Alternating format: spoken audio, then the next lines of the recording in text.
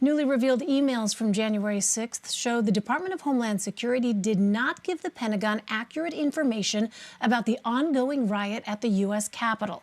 According to Politico, more than 30 minutes after the first attackers breached Capitol barricades, a DHS official wrote the Pentagon saying there were, quote, no major incidents of illegal activity at this time.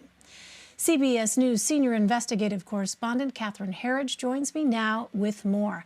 Hi there, Catherine. So there has been criticism and confusion about the delayed deployment of National Guard troops on January 6th. How does this email factor into that decision, and what else is in them? Well, what these emails show, Elaine, is that decision makers at the Pentagon were not receiving real-time information on January 6th. The latest update they got was a window of between 11:30 and 1:30, and it said there was no major incidents of illegal activity. But think about the timeline on January 6th. Perhaps the tipping point is this video showing the rioters pushing their way onto that outer rim, the barrier that was on Capitol Hill, and that was happening at around 12:58, so that's 32 minutes before this update. So decision makers were not getting real-time information. And that raises the question whether they were getting an accurate intelligence picture in the days leading up to January 6th, and again, factoring into the decision on how the National Guard would be postured that day, Elaine. So then, Catherine, at what point did a more accurate assessment of what was happening at the Capitol emerge? Well, based on my reporting and speaking with Defense Department officials who were at the Pentagon that day, their first real sense of what was unfolding at Capitol Hill came from the cable news networks. They were sitting inside the Secretary's office and they looked up and they saw what was unfolding on the Hill. And think of that in the context of just receiving information from Homeland Security, their operations center, that there was no evidence of illegal activity. So you see that disconnect. It raises the bigger question whether this Homeland Security Operations Center is really fulfilling its mission as kind of the 911 nerve center for Homeland Security and disseminating this kind of information to key decision makers in a crisis situation, Elaine. Right, because the emails were sent from someone in the National Operations Center, which exists within DHS specifically to get information to those decision makers in real time. So, Catherine, have the events of January 6th changed how assessments are made?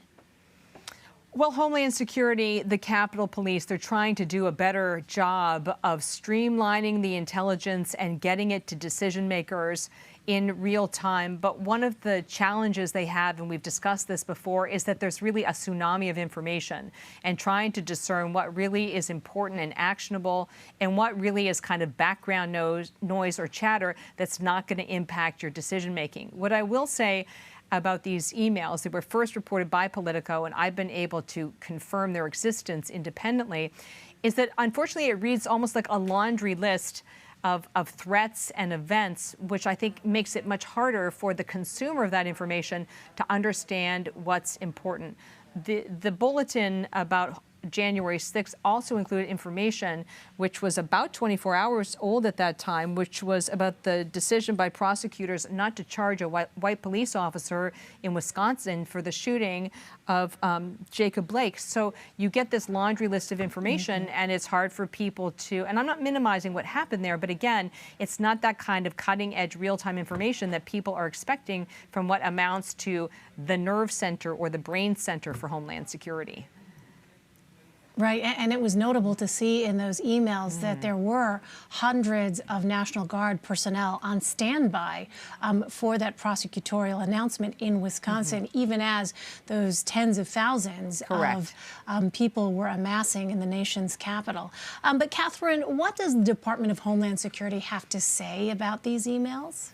Well, Homeland Security is not commenting directly on the emails, except to say that they're very focused on the domestic extremist threat, and they're doing their best job every day to disseminate the most accurate information to decision makers.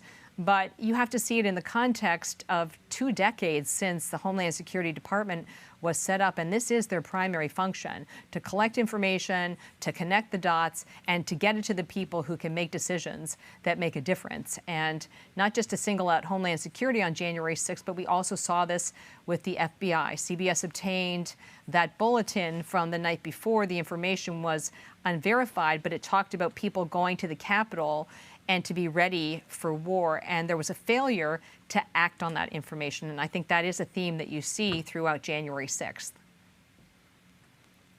And quickly, Catherine, the Associated Press interviewed the new Capitol Police Chief, J. Thomas Manger. He took over after former chief's son resigned in the wake of January 6th. What did Manger say were his top concerns? What's important about that interview, Elaine, is that he really mirrors what we heard in the recent testimony from the FBI director as well as the Homeland Security Secretary, that his primary concern are these lone actors, individuals who are carrying out violent attacks without the support of anyone else, and that makes it harder for law enforcement to break up these plots because they're not communicating with people, they're not relying on them for support to carry out this act of violence.